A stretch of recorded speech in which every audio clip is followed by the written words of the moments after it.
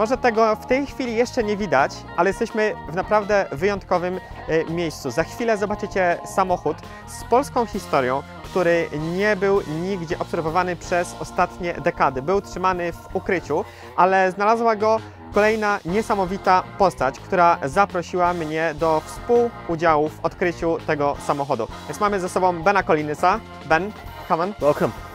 Thank you for having us. So, can you just say what are we going to do today? Well, welcome to England and Surrey. And today we're going to find a really special car that's been hidden for many, many years and is located very close to where we're standing.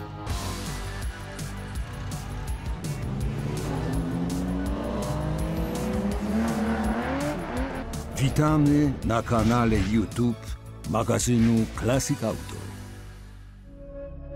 I'm Ben Collins, so I used to be a racing driver, well I still am a racing driver, and I used to be the Stig. 2 corners to go. He made his move. I'm not the Stig anymore. And I work in James Bond movies, I do Hollywood car chases and things like that. And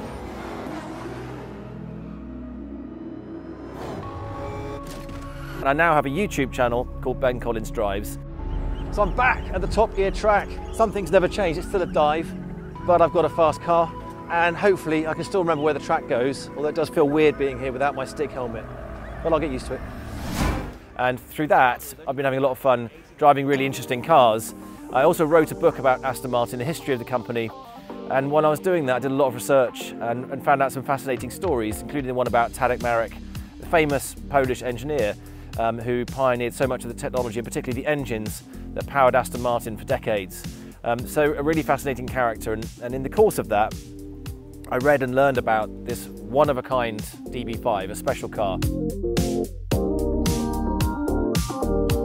In the course of that research, I learned a lot about Tadek's story, and particularly about this one-off car, this DB5 that he fitted with a V8 engine because he was developing it at the time. And I've driven the DB5 in 3 Bond movies, so I've got to know it quite well. It's like an old friend.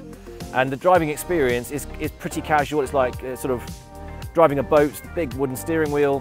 You've got the beautiful smell of leather and wood. There's no headrest. There's practically no seat belt. Gear shift on the DB5 is short, sharp and nifty. This car really comes to life. And the cornering and things like that, you know, it's got lots of roll, and it's a gentle car. You can't really hammer it. Although by 60s standards it was a sports car, and, you know, but by modern standard it does feel dated. So hearing about this car that had nearly double the horsepower and torque, that had been fitted with different suspension, had been fitted with a DB6 chassis to stiffen things up, so give it sort of more roll control and more power, but there was only one of them. It's like a sort of a hidden treasure, and the story also that this car was kind of lost for decades. Nobody's really seen it. So I knew about it, but I thought I'd never find it, and eventually it's resurfaced. So the car changed hands a few years ago, and I managed to get in touch with the owner, and that's why I'm sitting here, because the owner lives just over there, and we're going to go and take this car for a drive, which is kind of a dream come true. Słuchajcie, jesteśmy już na miejscu. Za mną znajduje się właściciel tego miejsca, który pokazuje nam właśnie ten samochód, po który przyjechaliśmy. Jest to Aston Martin DB5, co samo w sobie jest już niesamowitą sprawą, ale nie jest to taki zwykły Aston Martin DB5, co zdradza już to bardzo duże wybrzuszenie na masę. Kryje się tam potężny silnik, który w tym samochodzie nigdy tak naprawdę się nie znajdował, i nawet mało kto wie, że kiedykolwiek tam ta wielka jednostka V8 się znajdowała, ponieważ takich samochodów był tylko jeden. Był dokładnie ten egzemplarz. I właśnie dzisiaj jest on z nami. I co najważniejsze, ten silnik, który trafił do tego samochodu, zaprojektował Polak. The engine is a very early 540 series. I think it's 069. Yeah. Of 001. 5.3 litre. It's originally expanded. It's expanded, unfortunately. It's now 069, but it is the 540 series, which is the early series. So it was 5.4 originally, wasn't it? And then 3.4. Yeah. RS bought it out. RS bought it out. Yeah. To 7. Yeah. We think. I mean, you'll feel the torque from it. It's staggering. It's more than that. Yeah. That's 5.7. I think this is 7 litre. And is it 4 Webers? 4. 1, 2, 3. Thirsty. Yeah. I would love to have met Tadek Marek, because to all extents he sounds like a really incredible character, brave, a kind of mix between James Bond himself and Q, all wrapped into one person. He was obviously an incredible design engineer, an incredible innovator, and he was a fantastic driver. And one of the reasons he managed to get through the Yugoslavian border without being shot is because the guards, who were a bit twitchy and weren't sure which side they were going to be on during World War II, they were pointing machine guns at him, and they recognised him from the Monte Carlo rally when he'd been through there at whatever mile an hour, and in the air they were like, oh, it's you. The V8 that he designed, it was powering Aston Martins into the 1980s. It was the life of the company for 20 years, and it began in this DB5, which has also got really it's a hallmark signature of his way of thinking. So I think that we're in for quite a special treat. We're going to see, you know, what Q could have given James Bond if he'd known it was there.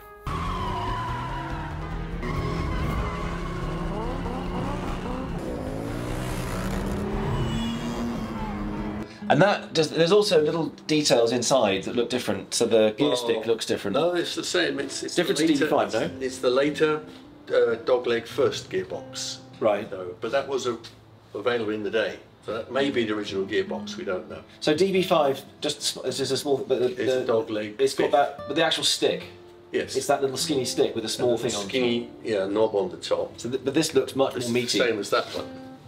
Okay, so basically, because it's an evolution, they've given it. Yeah. But we think it's the original gearbox, which did have the later dogleg fifth. Yeah. Whereas the DB5 had the dogleg first. Okay. So. Steering wheel looks different. No, it's the same. It's got the studs on the back. But the centerpiece, no, that's DB. It is. Okay. The difference is the 200 here. Yeah. Okay, so the speedo is updated. Yeah. I love that. 8-cylinder obviously on the rev counter. Yeah.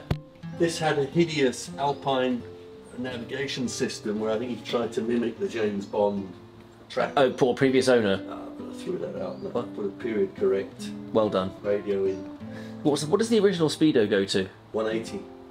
105. Well, that's pretty ambitious. I don't think you. Yeah, it is. This is not so ambitious. This is expectation. You'll feel it. Yeah. It's different to how you would expect a modern V8. Modern V8, you're normally getting out 450, 500 brake horsepower quite easily. This is a V8 from the 1960s, so it's a bit different. You can smell the fuel, carburettor. It's more basic, it's less powerful, but you get fantastic torque. And in that V8 Vantage, the suspension has been tightened up, and actually that car felt great to me. It really felt quite taut, really good braking, but the suspension has been enhanced in that car to support that level of power. But it is a bit of a mongrel, I mean, all round, because if you know the boot of a DB5, it doesn't have the spare wheel there. Right. Did this have it originally though, in the 60s?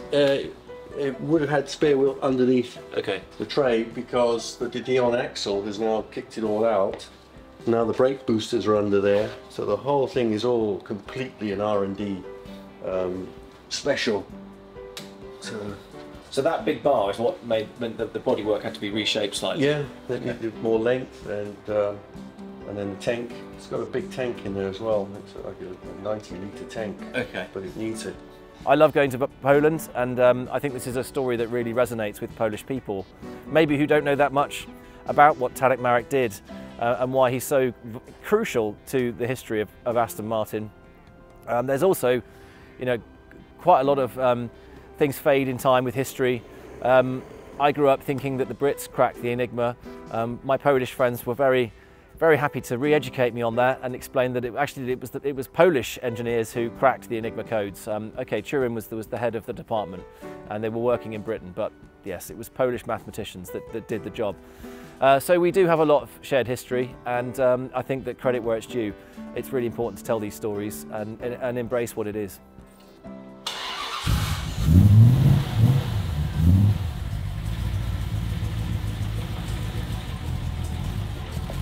Kompletną historię tego samochodu oraz silnika z nim związanego przedstawiamy w Classic Auto numer 203. Zapraszamy na stronę classicautomac.pl, gdzie możecie kupić ten numer w naszym sklepie internetowym. Extra large bulge in the top. There's 4 Weber carburetors in here. Just check out the proportions on this unit. I mean, they must have had a good think about whether it was even feasible to fit an engine of this size into this car. So originally 5.4 litre V8, so it's a big engine, incredibly special stamp on the chassis. Chassis 001 DP, prototype, one of one. There is no 002 or 3. This is the original. It's just such a special unicorn car. A o tym, jak ten niezwykły klasyk jeździ, Ben Collins opowiada w filmie na swoim kanale Ben Collins Drives.